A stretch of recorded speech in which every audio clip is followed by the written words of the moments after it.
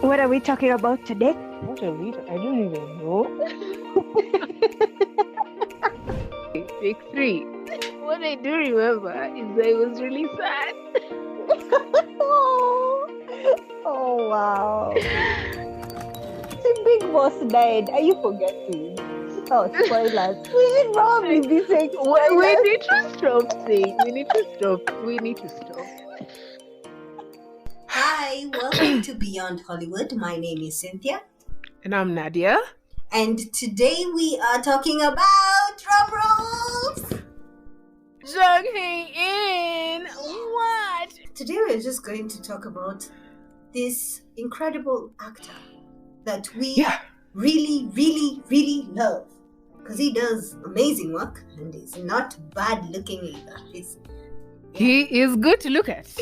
Let's just say that. And that helps a lot. It helps tremendously. Tremendously. So, where do we begin? I think we can just start by, I really want to know, why do you love Jung Hae so much?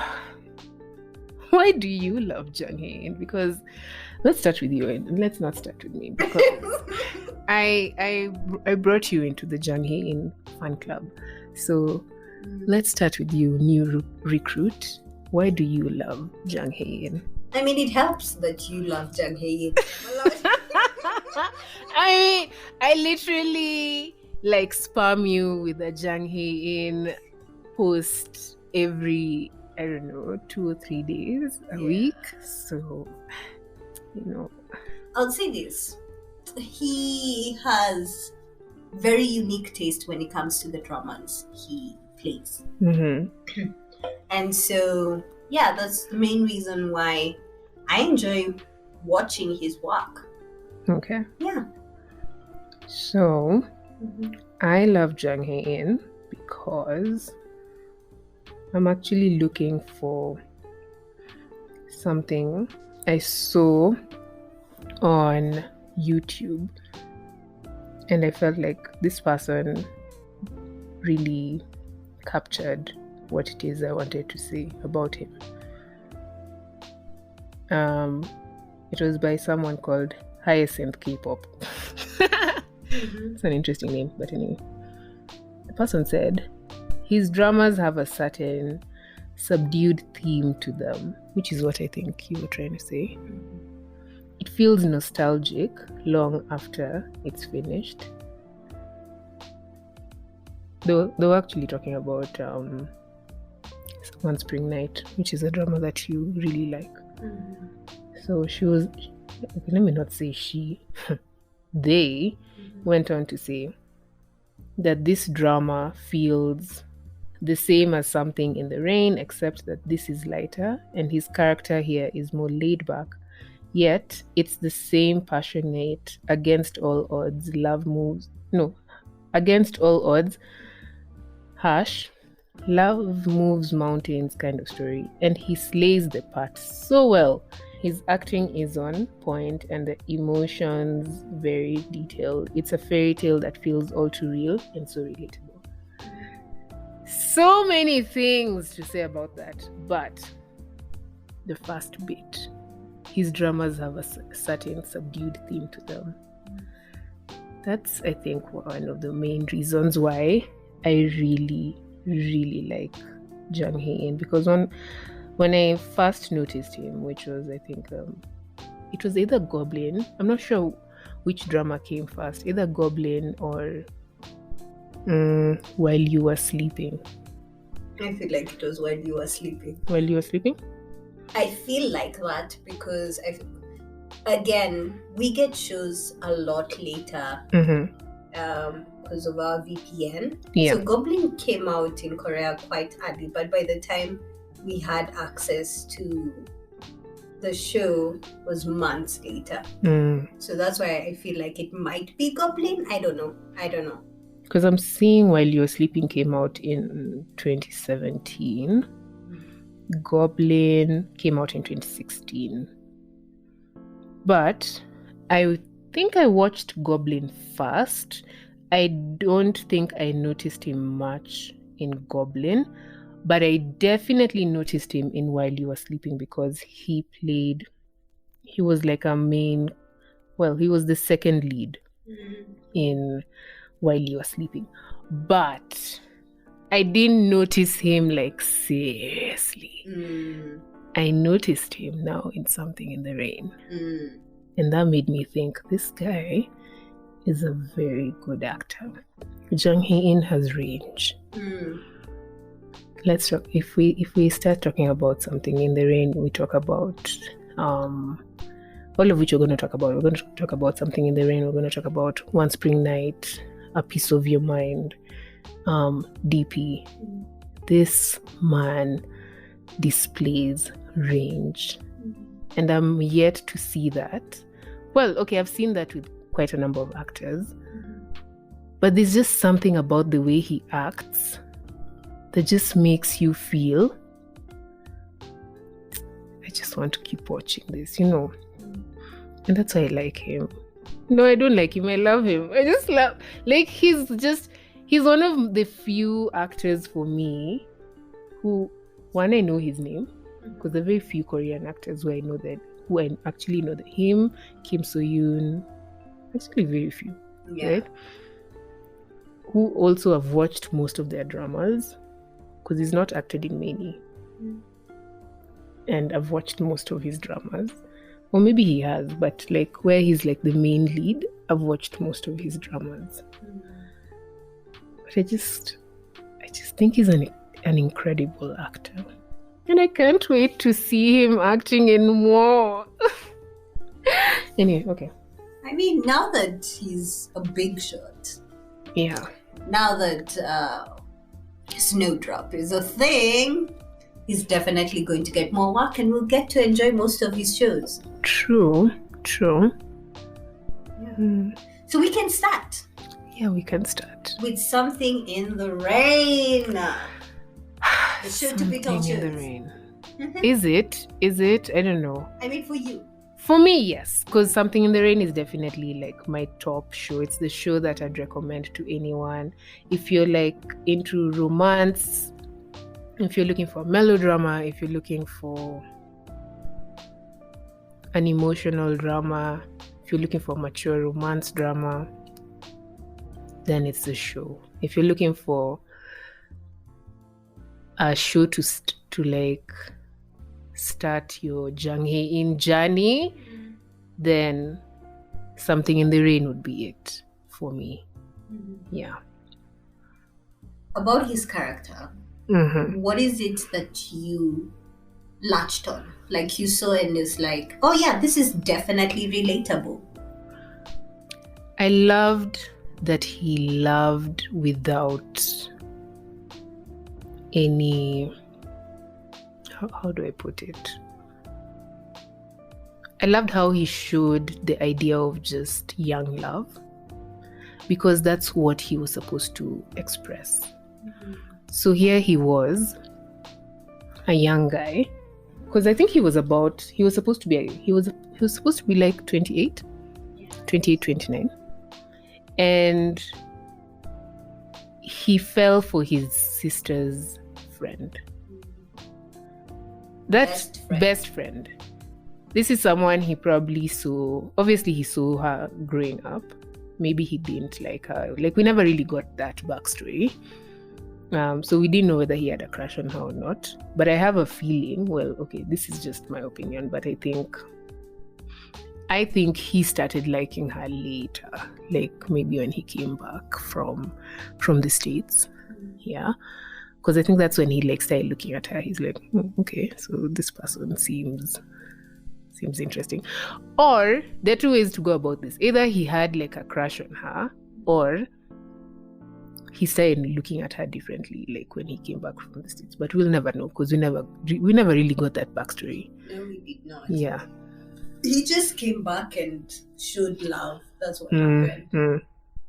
But what I liked about his character is how that young spirit, that relentless young spirit, it was very relatable, because you have the female lead who's very, you could understand why she was the way she was, but he didn't. Everything she would say, she was like, oh, this is what I'm worried about, and it's like, you know what, like, we're going to figure that out. We're here for the now, like, where our relationship is for the now. Everything is for the now. Let's love now. Let's do this for the now. Let's not think about what's going to happen tomorrow. And that's very relatable for his age, for millennials. Also, if you think about like maybe Gen Zs or whatever. But it's something a millennial would tell you. They'd just be like, I mean, why are you stressed? What's stressing you here? I think it's also a 20-something thing. Yeah. Once you reach 30, I don't have experience or anything. Yeah. But I see most 30-year-olds, they don't want to get into that discussion. Right? Yeah, like you need to think farther than. Yes. Yeah, when you're 20, it's all about, but we're young.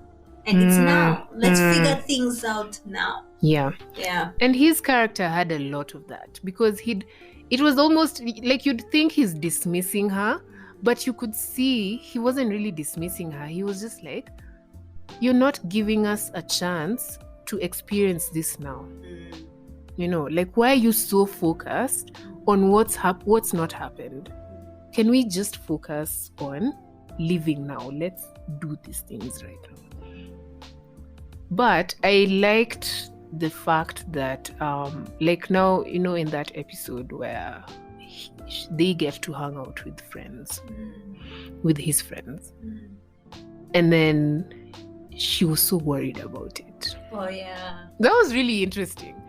And true to life, like so true to life in the fact that if I date someone younger, if they tell me, let's go hang out with my friends, and there are some female friends, I'm like, I'm so old.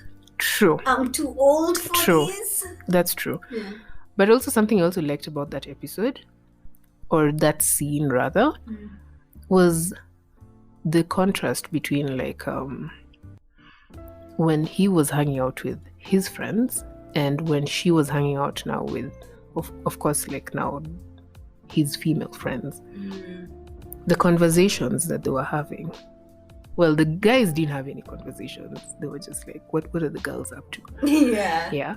But the girls were thinking about, like, they were asking her, like, okay, what do we do about the things that are going on in our lives? Which shows you, as girls, we're constantly going to be thinking ahead. But guys are just, they're there.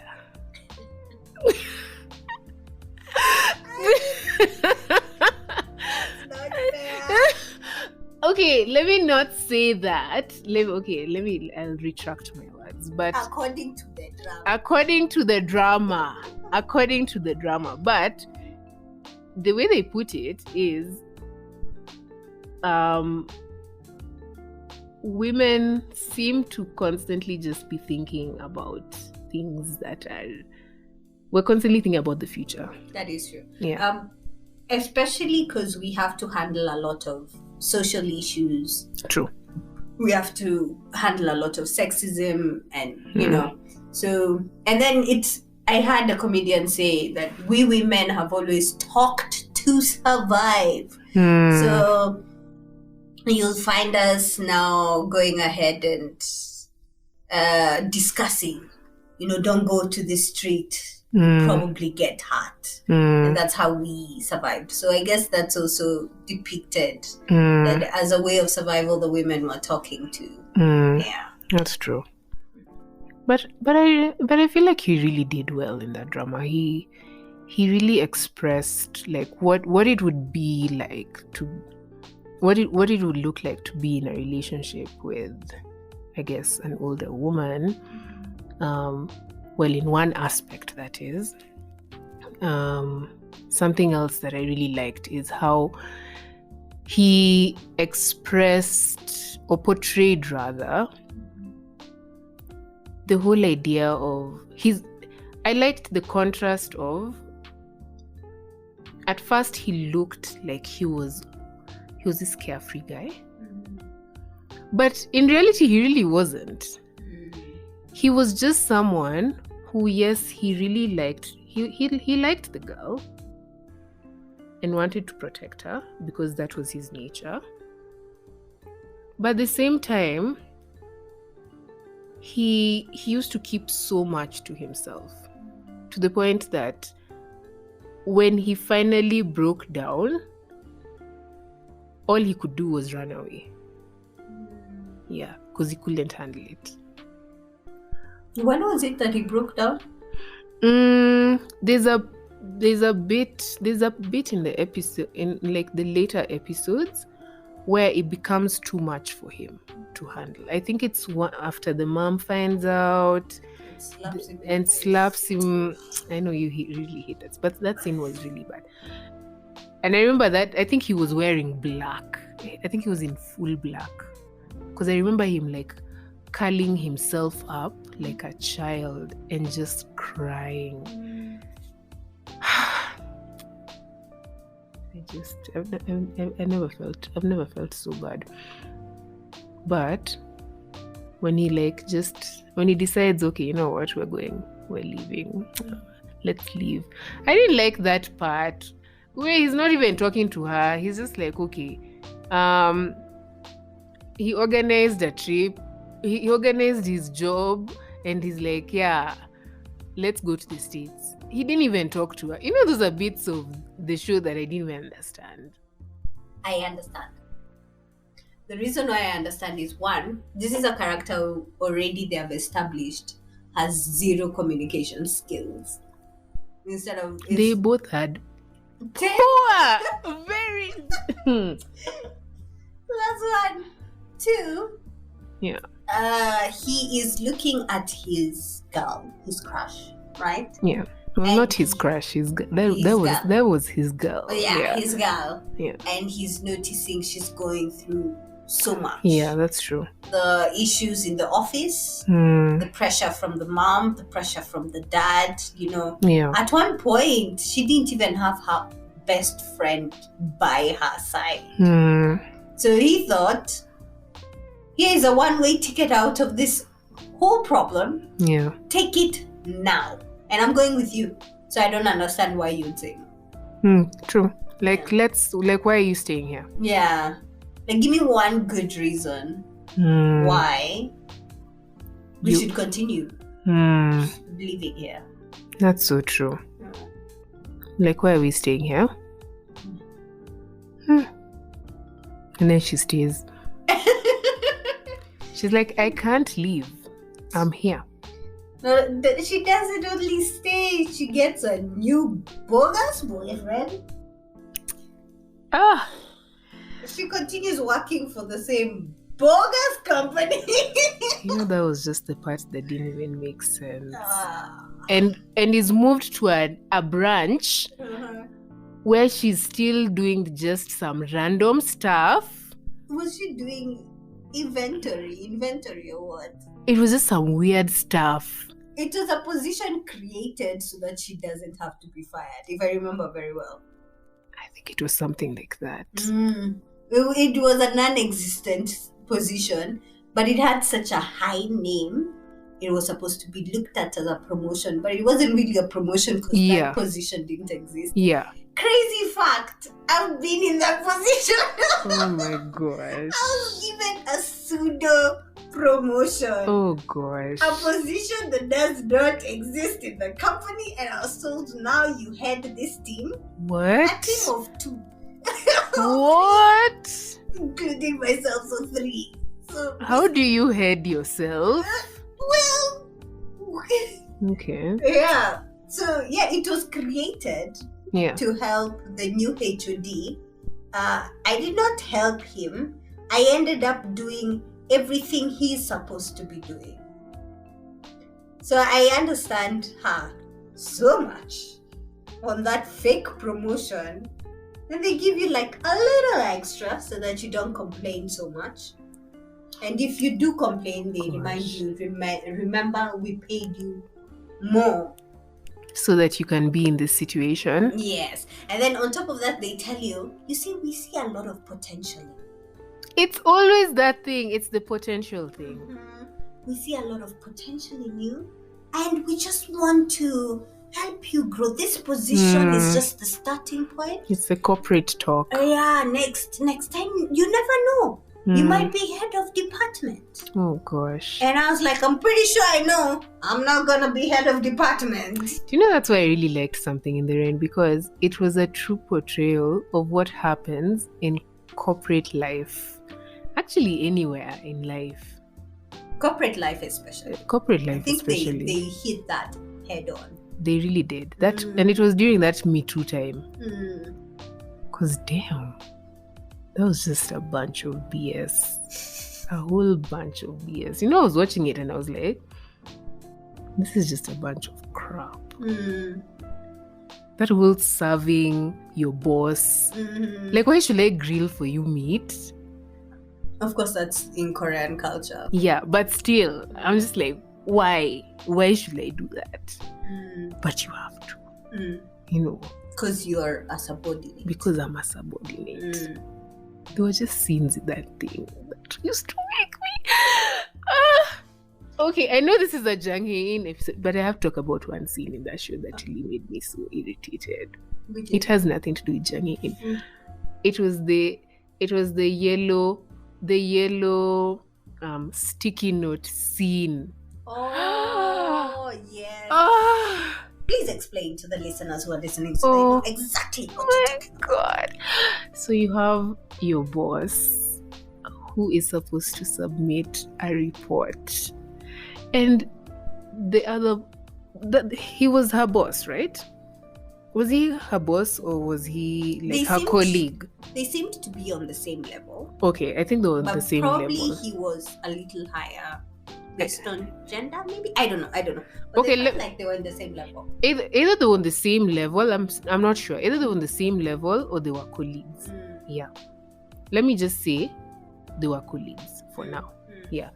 So your colleague is supposed to, in another department or whatever, is supposed to, you give him this report that he's supposed to submit so that a process can go through.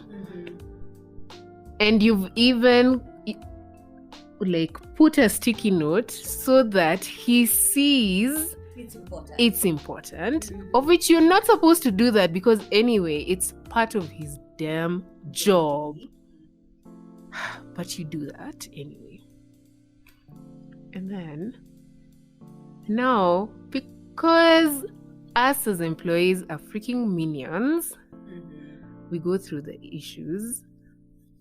And something goes wrong down there. And who gets blamed?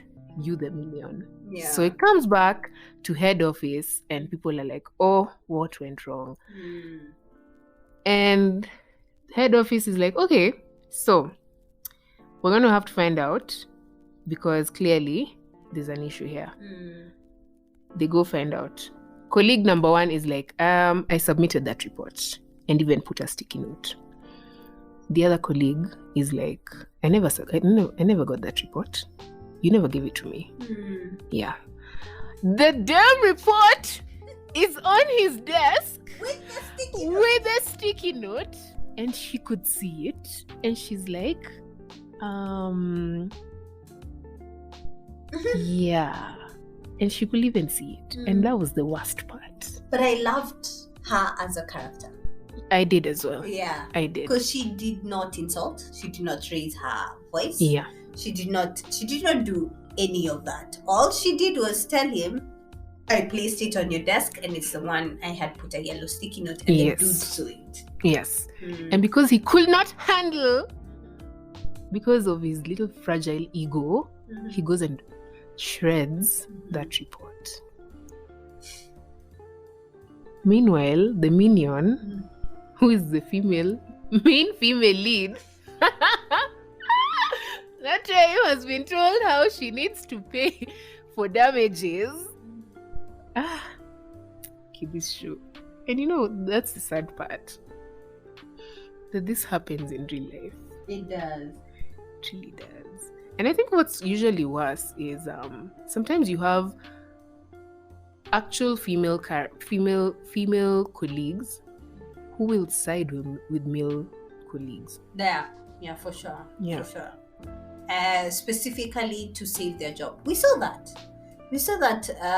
when they were trying to get evidence. There was the friend, the one who also liked Jung Hae Jung Hae's character. She went to side with the guy because the guy said, think about it. If this thing, I won't be able to promote you, and I promise, after all things are settled down and everyone's happy, you'll get a promotion. That's true. Yeah. That's true. Anyway, all things aside, Something in the Rain was a fantastic drama. It was. And I think, aside from the whole sexism business, the romance was nice. It was nice too. I feel like for me, it's one of the best.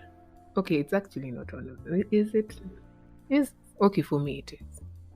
I feel like it really. I hate the ending. The ending is too abrupt. Thank you. Shall I begin? Because the ending just leaves you like, okay. This is the reason why I had a problem with Something in the Rain. It's a perfect film. Okay? Really, really good. Midway, I had a few problems with the romance. I thought they were a bit prolonged, but I was okay with it. Yeah. I handled it like a pro, as I am. Yeah. But the ending. The ending leaves nothing solved. Absolutely nothing solved. We don't know whether she's doing better in her new environment, right? Not having the job that she had and all that.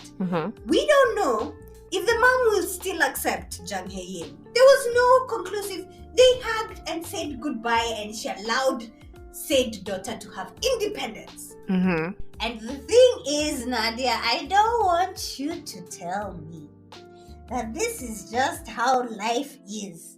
And real life is like this, nothing is conclusive. Let me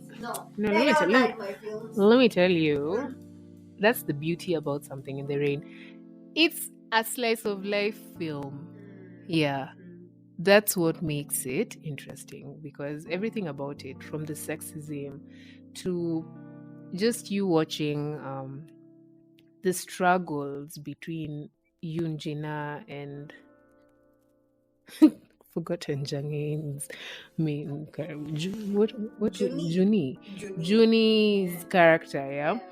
Just you seeing that back and forth that they'd have.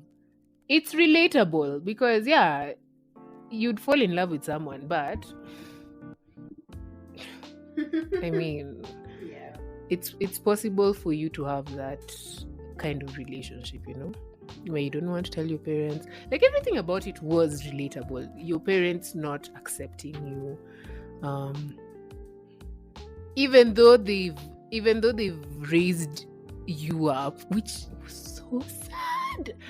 It was so sad, but anyway, I mean, it's everything about it was relatable. So I didn't like the ending at first, but having watched that show, like, I think three or four times, I've started to appreciate the ending, because it's more of a to be continued ending. We can, if they came back and said, okay, we're having a season 2, we can pick it up. Yeah, but by the time it's season 2, they better have children. They better be married, okay, and sorted out their business issues. Anyway, we'll see what happens. Yeah. So that's Something in the Rain. I want to bring in One Spring Night. Okay. Because personally, I loved that show. I loved it so much. Yeah.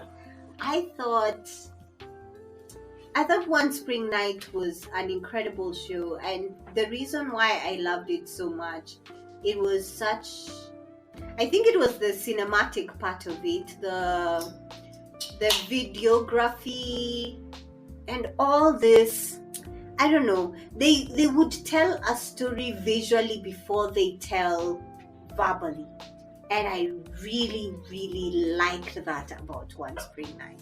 And I think we touched this a little bit in the last episode we had about pressures of marriage, where the father was introduced to the books of motivation, was introduced in the scene with motivational books. Yeah. Also, the other thing I loved that they used to tell a story with is the apartment that the main character, the main female character, what was it? She's Jung okay. Jong-in. Jong-in, yes. Yeah, Jong-in's character. Yeah. Like the way the apartment she lived in, they would tell the story, or you would see someone entering into the apartment from the outside instead of the inside using stairs. Like such small details made me just love One Spring Night so much. Yeah.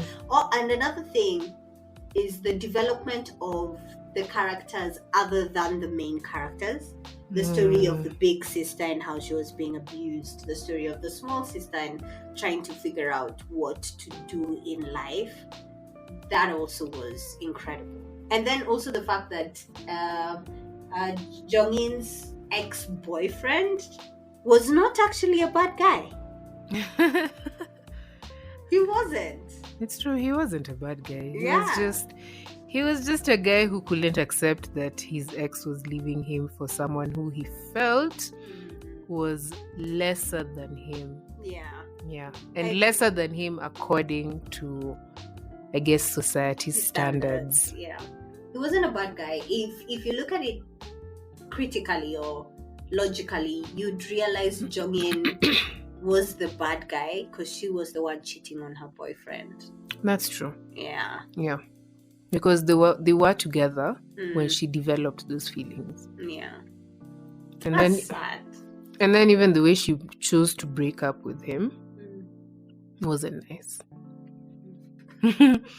And you could even see Jun. Was I about to call him Junie? Jiho. Yeah. Jiho didn't like that. Because he was just like, okay, I know you want to be with me, but we could have done this a different way. But I liked how Jiho portrayed that character, because it was a complex character. Complex in the sense that he had to show the dilemma of being a single dad and being a man in love at the same time. And the insecurities. And the trauma and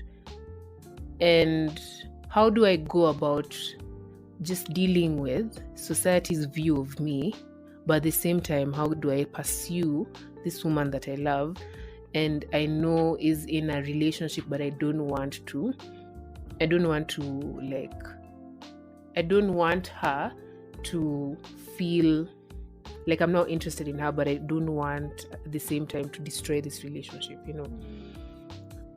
And there were so many scenes that were so weird, like, okay, not weird, but one scene that I found very interesting was when he was in the car with the ex, yeah, and she calls him, and I think she was in his house, if I'm not wrong, yeah, and he's like, she asks him, so are you with him right now? And he's like, yes. And she's like, okay, I'm going to hang up. And he's like, why? Why are you going to hang up? And it's because I think, if I remember correctly, a lot of times maybe when he'd call her, she had to hang up. Maybe you'll remember it better because you've watched it more recently than I have. When he called her, she used to hang up. I don't know. I don't remember that. I do remember the scene you're talking about, and I thought it was just because it was an uncomfortable situation for any human being. No, but why did he feel the need to why did he feel the need to have that conversation or to still have her on the phone? I honestly thought it was An ego thing? you are mine thing.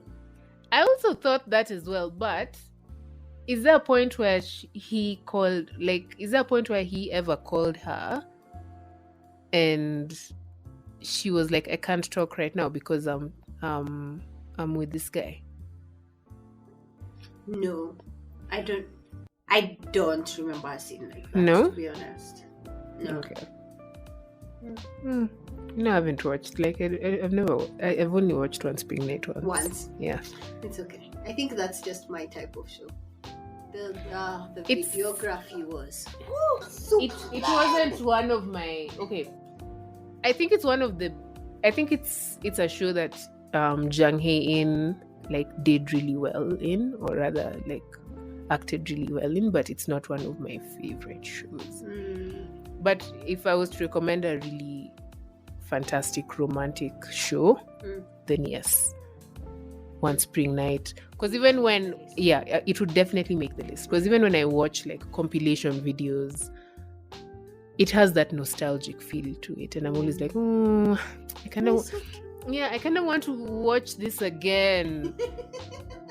Because he really depicted that character in a way that I just felt for him. I felt for I keep forgetting his name. I felt for Jiho in such a way. I was like, why do people not like single dads? No.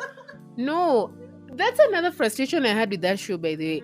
I remember watching it and there was a time I watched it with my mom. I asked her, what's with people not liking single dads? I don't get it. And she's like, I mean, cultures are different. Yeah. That's one. And two, I mean, this is someone who's coming as a full package. They're not here to just date. True. They're here for the whole shebang. That's true. And I really liked that about that show. We're noticing that Jung Hae-in's dramas seem to be very slice of life. For all of them except because even DP to some extent is slice of life. That is, Yeah. To the point where I was like, I need to Google Korean military. Yeah. And find out, is it this bad? Yeah. Is it this bad? Because the themes that are shown there make you think, is this really what happens in South Korea? Because I remember watching it and thinking, are people really like, is this what we do to single dads? But it's not too far off, because I mean, I did watch Sunbae Don't Put On That Lipstick, and you remember me telling you about that character, the one that supposed to get a divorce. Yes, and me thinking how the one we talked about in Pressures of Marriage. So I think there's just that pressure of, or rather just how people look at the single family unit. People already look at you and think you're damaged, So, and there's a scene when I was watching, I think there was a compilation video I watched recently of One Spring Night, where the mom, I found it really interesting, where they're having a family dinner, and the mom says, this whole time she thought that the female lead, Jung Im, was married. Now this is Jiho's mom thought that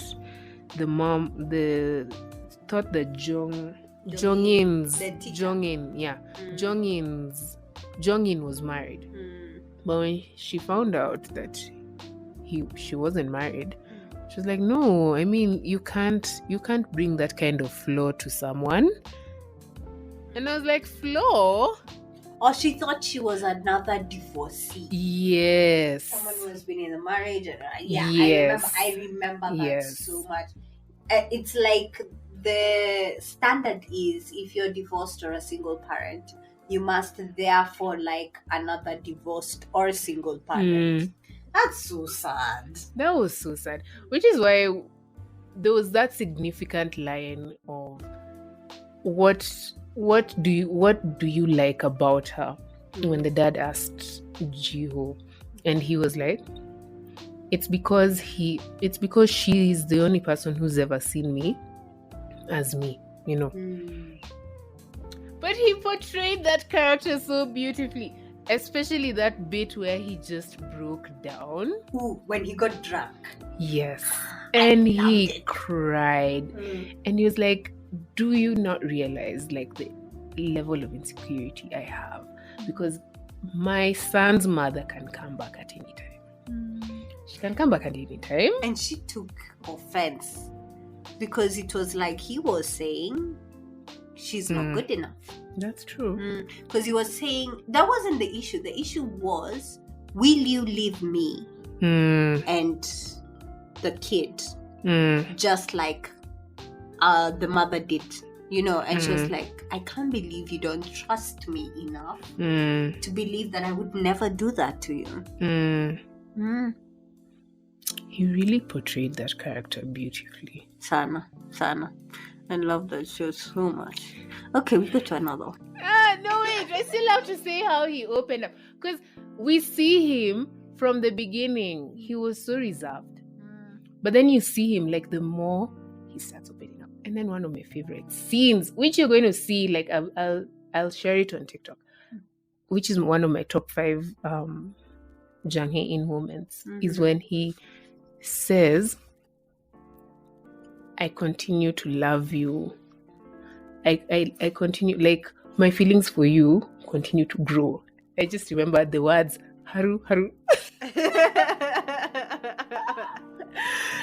Him and his schoolboy haircut. I don't know what they call it in South Korea, but I just remember him on the bench, and he's just there seated, and he's just like, something, haru, haru. It is like, my feelings for you just continue to grow, and I just know I'll continue to love you. And I'm like, this man can tell you that he loves you from here to the moon, and you'll fall for it hard. You will fall You know for what? it. My favorite scene, I don't know whether it's a scene, but it's the little contracts they drew up.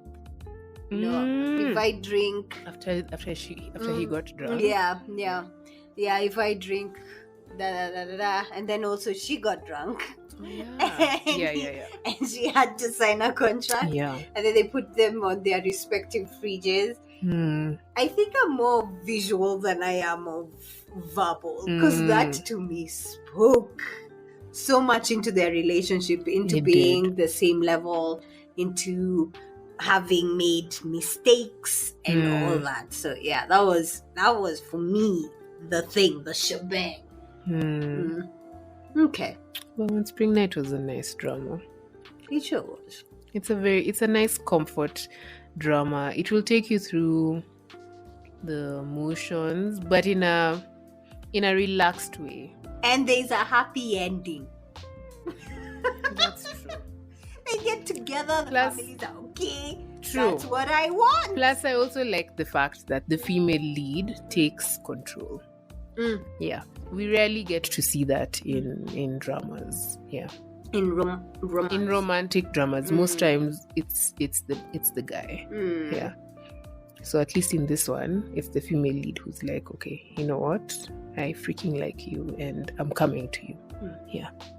What about A Piece of Your Mind? Tell me about it. I haven't watched it. A Piece of Your Mind is a beautiful, like, oh gosh, okay. A Piece of Your Mind is it's a freaking beautiful drama. One, it's underrated. I think it's one of Jung Hae-in's underrated dramas. So it starts off as, okay, throughout it's portrayed as like a love triangle drama, but it's more than that. Yeah, so you have your main characters who So you have Moon Ha Won, yes, who's Jung Hae in, and then you have Han So Woo, and you have Kim Ji So. Now the thing about A Piece of Your Mind, it's so deep. That's why it's my kind of drama.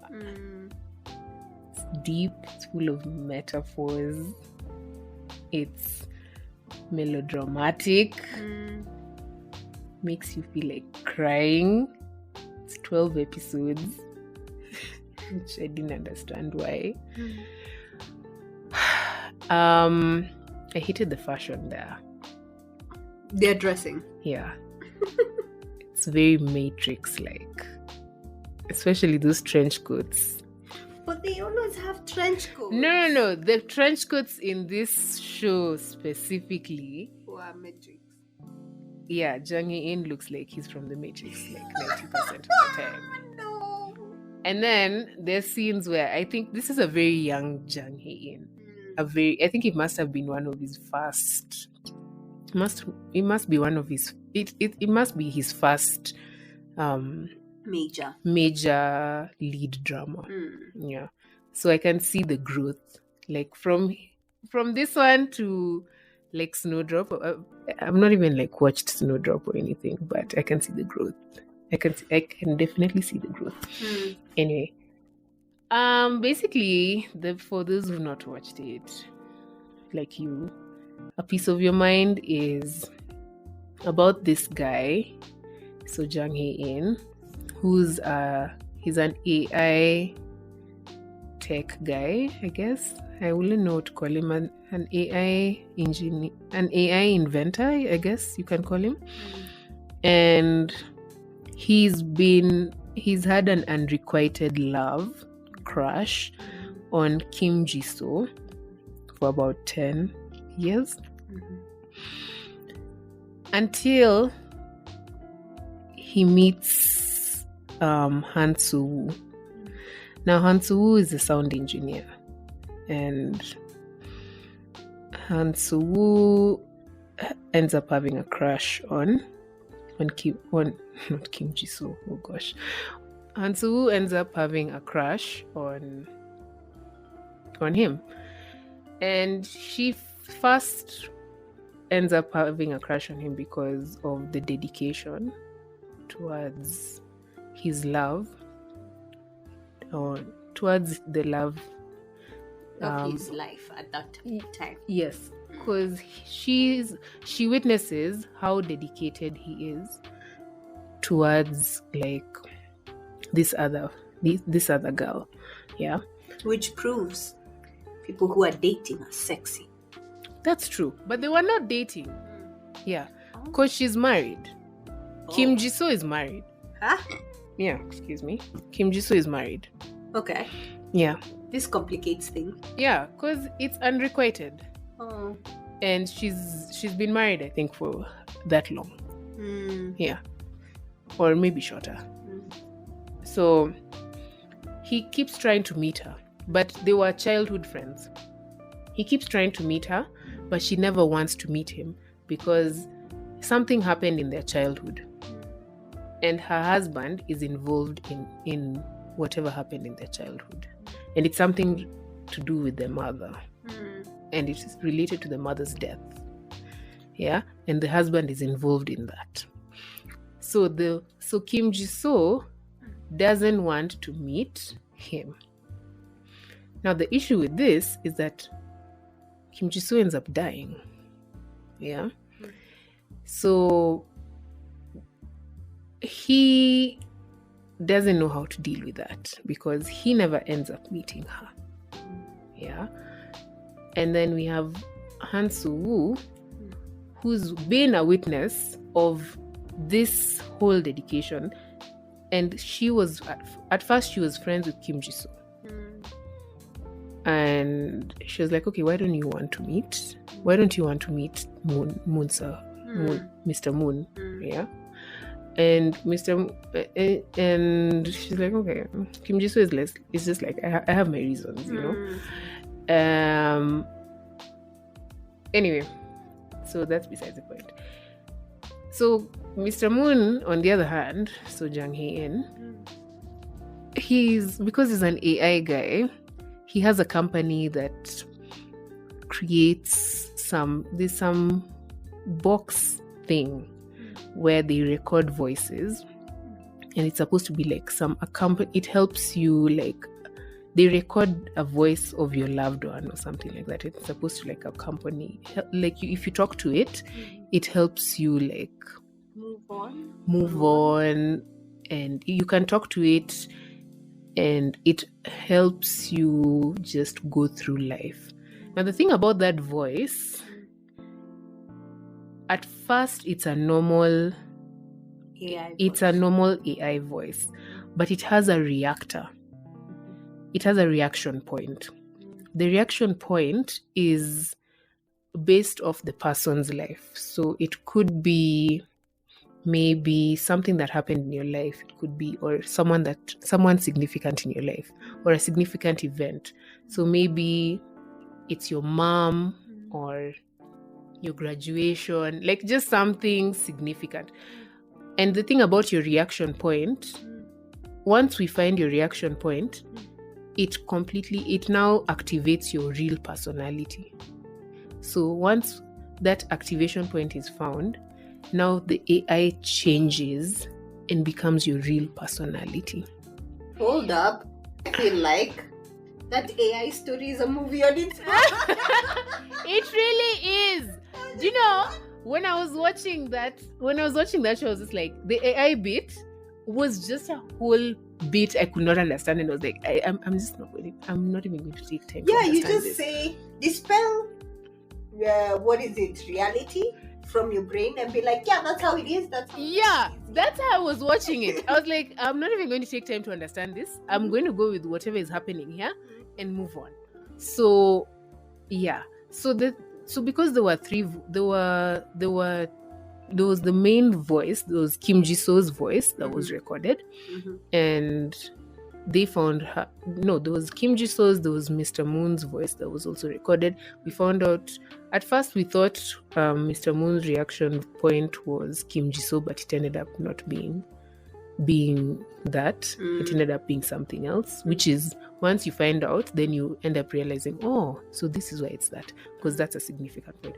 Then you end up finding out what Kim Ji-so's reaction point is as well, and you also end up finding out what the main female leads, because also hers is recorded, and you also end up finding out what her reaction point is. And that's also important, because finding out what those three reaction points are so critical, because they help you understand the whole drama, and they help you also understand the characters themselves. Jung Hae in the drama. First of all, he was supposed to be this very aloof guy. This is someone who was supposed to portray a man who has loved a girl for 10 years unrequitedly. And did he not show that? He did. I mean, there were points where I was frustrated for him, and I was frustrated because imagine loving someone for 10 years. 10 years. And then finally he meets another girl. But because she's been a witness to your great love, even when you end up liking her and loving her, she still has that fear. Because she's like, I don't know. I can't deal with that. Which is going to make it in my other top moments for me, because when he explains to her, like, this is why I freaking love you. And I'm going to give you time, because she said, I need time. I need time to go sort myself out. And he was like, it's okay. I'm giving you that time. Oh, gosh. I'm telling you, when I say this man can act, this man can act. Is it the one where the one you sent me with the whole see-through with glass. the frost. Yeah. What was I saying? That glass. Yeah. Yes, glass. The frost glass. Yeah. Yes, that one. The frost glass and the hand on the neck. And the whole, because that scene was so important, and I loved that scene. I had to even read. There was someone else who explained it, and they were like, "That scene was so monumental," and I was like, "Okay." I mean, but it really was a monumental scene because the heartbeat is like your pulse is very important. So him telling her that my love for you is the same as your heartbeat that's pulsating through your body. You know, I just want you to know that my love runs through your veins. I was like, I mean, okay, you know. Hallelujah. Okay. Okay, so, you know, like, wow. But I think what I really liked about that show was it was one of the few shows where, first of all, you were more excited. I actually saw this comment from someone said, this is one of the few shows where you're more excited about their hugs than a kiss scene. They only kissed one. In the whole... Yeah. At the end. I think it was episode 10. Please no. And it's not even exciting. It's just, it happened. It happened. And it was so awkward that you kind of don't want it to happen again. Yeah. When it happened, we were just like, oh, okay. But when they hug, you want it to happen. Because she used to recharge through hugging. Wow. And I loved that. She used to be like, my battery is low. I need to recharge. So she'd hug him. And these were people who'd come from zero physical touch to hugging. So when we have that level of affection, he really just knows how to portray these different characters. I mean, even in Something in the Rain, I don't know, like Something in the Rain. Okay, I'm not going to talk about that. We've already spent nearly 30 minutes on that show. But I mean, can we just even talk about how excited, like the excitement in Something in the Rain when he finally they became partners, yeah? And then they first had their first night together. Just the little things, like them making out on the counter. I don't remember that. What I do I remember those scenes. Yeah, what I do remember is when she was in the house. And he got super excited about that. Yeah. Okay. Yeah, that I remember. But the other one, no, don't remember that so much. I remember, like, because that was episode 3. Oh, wow. Okay, you remember. It was either episode 3 or episode, because I know the very last episode, it was either episode 2 or episode 3. It's either episode 3 where they held hands, where she held his hand, and then episode 4 is when now he was like, do you want to come over to my place? And then now they have that long stretch of like the whole playfulness and them sleeping together, which was so interesting. Like them just cutting to the TV, like that was so funny. I was like, okay. Thank you for listening to the Beyond Hollywood podcast, the Jung Hae In episode part 1. Please stay tuned for part 2.